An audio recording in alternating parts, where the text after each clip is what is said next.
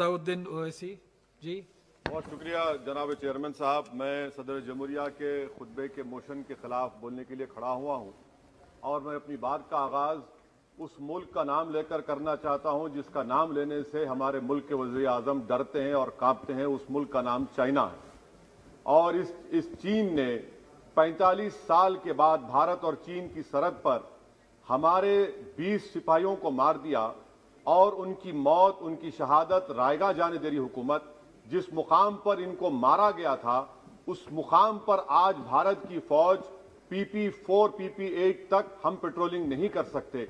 आज अरुणाचल प्रदेश में चीन, भारत के LAC में चीन ने गांव को बसा दिया। ये सरकार चीन से लफ्जी तौर पर इस बात का एहतजाज करने की ताकत नहीं रख सकती कि आपने भारत के LAC के अंदर एक गांव को बना दिया। नकुला सिकम में चीन घुस रहा है। आखिर क्या डर है उस हुकूमत को और खास तौर से वजीर आजम को कि वो चीन का नाम लेने से डरते हैं? भाई, मुल्क की सलामियत का मसला है। मुल्क की जमीन पर चीन कब्जा करते जा रहा है और भारत के वजीर आजम चीन का नाम नहीं लेते। मैं उम्मीद करता हूं कि जब वजीर आजम अपना रिप्लाई देंगे तो वो हिम्मत दिखाएंगे और चीन का नाम लेकर कहेंगे कि चीन यहां पर इन जगहों पर घुसा हुआ है।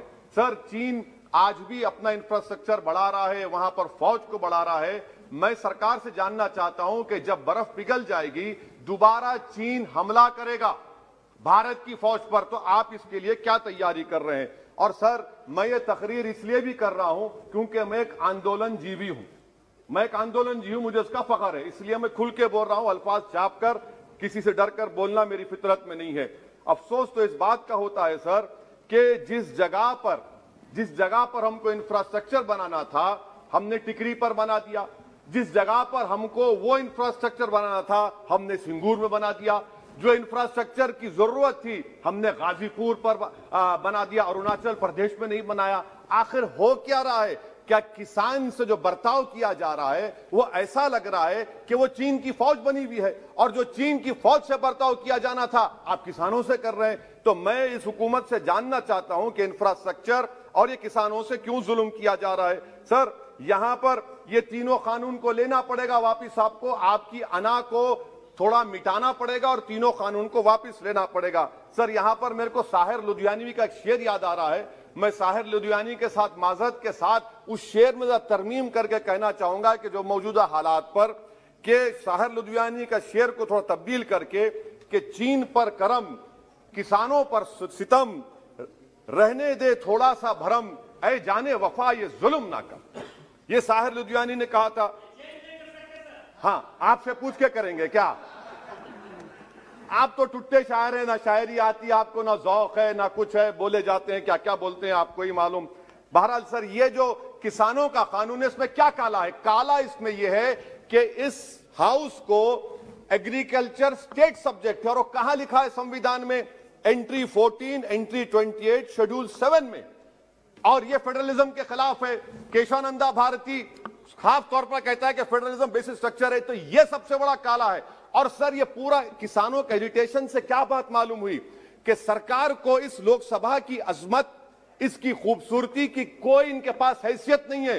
सरकार इस ऐवान से डरती नहीं है। सरकार किससे डरती है? जब लोग रोड पर निकल कर आते हैं तो मोदी जी की नींद हराम हो जाती है। तो वही आप पैगाम दे रहे हैं कि लोग रोड पर निकले तो सरकार कहती है कि हम 1.5 साल तक कानून को मुलतवी कर देंगे। अरे आप कैसा बोलते? क्या इस ऐवान की तौहीन नहीं है? क्या आप यहां पर कानून अपनी ताकत की बुनियाद पर बनाते हैं और इस लोकसभा की अजमत को निस्तनाबूद कर देते हैं? तो ये बात आपने पैगाम दी कि जब लोग रोड पर निकल कर आते आप डरते हैं। आप बनाओ CAA के रूल्स, इंशाअल्लाह हम दोबारा रोड पे निकलेंगे, पूरे भारत में उसके खिलाफ एहतजाज होगा।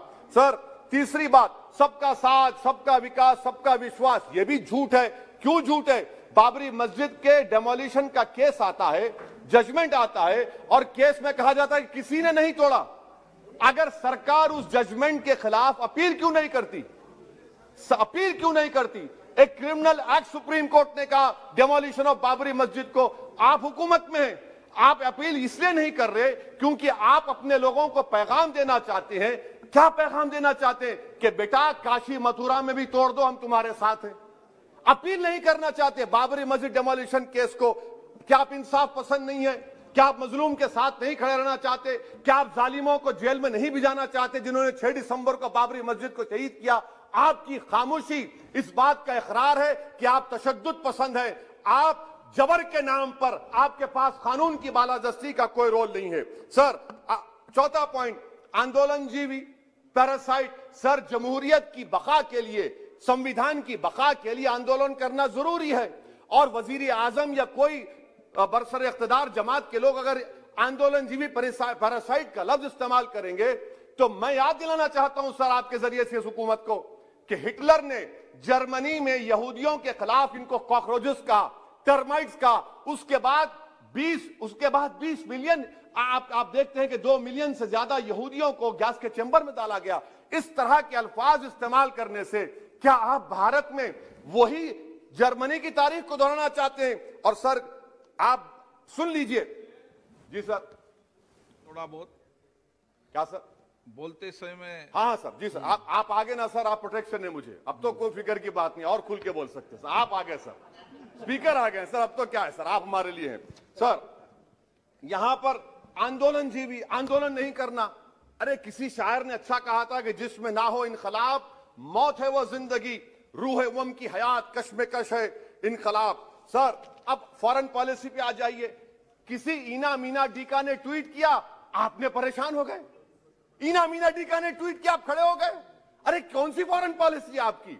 भारत के अतराफ में जितने पड़ोसी हैं, चीन हमला किया, कौन सा एक पड़ोसी है जो चीन के खिलाफ बोलता है? बताइए। कोई नहीं बोलता, मुंह नहीं खोलता। श्रीलंका में आप पोर्ट बना रहे हैं, किसके साथ? जापान के साथ। किसको काम मिल रहा था? आपके नूरे नजर को, आपके नूरे नजर को, आपके चहीते नूरे नजर को। श्रीलंका ने कहा हम भारत को नहीं बनाने देंगे टर्मिनल पोर्ट यहां पर। आप बताइए फॉरेन पॉलिसी। सर, नेपाल का वजीर आजम कहता है कि भारत से ताल्लुकात उस वक्त तक बहाल नहीं होंगे जब तक कि भारत नेपाल की जमीन वापस नहीं करता। कहां सो रहे हैं सर आप? पड़ोस में कोई हमारा दोस्त नहीं है। चीन बांग्लादेश से कोविड की बात करता है, अफगानिस्तान से अमेरिका छोड़कर जा रहा है। क्या आपके पास कोई पॉलिसी है गनी हुकूमत को सपोर्ट करने की? आपके पास कोई पॉलिसी नहीं है। अच्छा सर, एफडीआई का मतलब अब समझाता हूं मैं। एफडीआई का मतलब यह है कि 5 फरवरी को ब्रैड शर्मन जो अमेरिका के रिप्रेजेंटेटिव, उनके पास भारत के अमेरिका के सफीर गए, तो ब्रैड शर्मन ने ट्वीट कर कहा कि भारत सरकार को इंटरनेट खोलना चाहिए, भारत सरकार को पीसफुल प्रोटेस्ट करना चाहिए। कौन होता है ब्रैड शर्मन जो भारत को सिखाए? ये एफडीआई है। और भारत सरकार का डिप्लोमेट, एम्बेसडर बैठकर उनका लेक्चर सुनता है। और उसके बाद क्या होता? 3 दिन के बाद आप कश्मीर में इंटरनेट खोल देते हैं। ये आप एफडीआई कर रहे हैं, हम नहीं कर रहे हैं। अच्छा, बात कश्मीर की आई। कौन है इम्तियाज, कौन है अबरार, कौन है इब्रार? इनको शोपियान में एनकाउंटर पर मार दिया गया, प्रूव हो गया। और ब्रिगेडियर आरा सेक्टर का जिसने इनको टेररिस्ट कहकर मारा, उसको अवार्ड देते हैं आप। सर, इन मरने वाले कश्मीरियों के लिए कौन रोएगा? क्या वजीर आजम रोएंगे? क्या वजीर आजम रोएंगे? क्या कोई रोएगा? अच्छा सर, एक और बात सर, एक और बात। हाँ, एक और बात आई कि शादी के घर में गुस्सा होता है। अरे कौन सी शादी की बारात है कि 18 लाख करोड़ टैक्स मिलता है और 36 लाख करोड़ ये सरकार खर्चती है? क्या शादी कर रहे हैं आप? वाह वाह, माने वाकई में आपकी इकोनॉमिक पॉलिसी को सलाम कि 18 लाख करोड़ टैक्स में मिलते हैं, 36 लाख आप लोग शादी में खर्चते हैं। मुबारक हो आपको, बड़ी शानदार घर है ये शादी का। अच्छा सर, दिल्ली का लॉ एंड ऑर्डर, 1 साल में 3 बड़े दंगे हो गए। एडवोकेट्स पुलिस, उसके बाद CAA का राइट हुए 50 से ज्यादा, उसमें लोग मारे गए। 20 से ज्यादा मसाजिद को नुकसान जला दिया गया। 26 जनवरी। सर, क्या ये सरकार जिम्मेदार नहीं है? 2 मिनट सर, क्या ये सरकार जिम्मेदार नहीं है? आपकी सरकार है, आपका होम मिनिस्टर, आप रोक नहीं पा रहे। आपकी कमजोरी और आपकी नादानी की वजह से, आप में दूरअंदेशी नहीं है, आप उसको अलाउ कर रहे हैं। और फैजान के कातिल कौन है?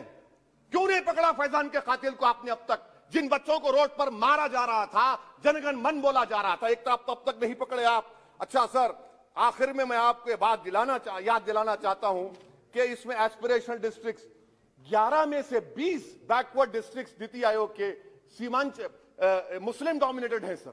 सीमांचल में कटिहार, पूर्णिया, अररिया है। सर, पूर्णिया का एयरपोर्ट सिविल टर्मिनल का काम क्यों नहीं होता सर?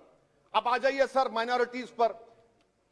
3 स्कॉलरशिप स्कीम है, मैं पुकार रहा हूं, मुतालिबा कर रहा हूं कि डिमांड ड्रिवन करो। सरकार ने 2020-21 में 3 स्कॉलरशिप के लिए 2265 करोड़ का ऐलान किया। कितने पैसे आपने दिए?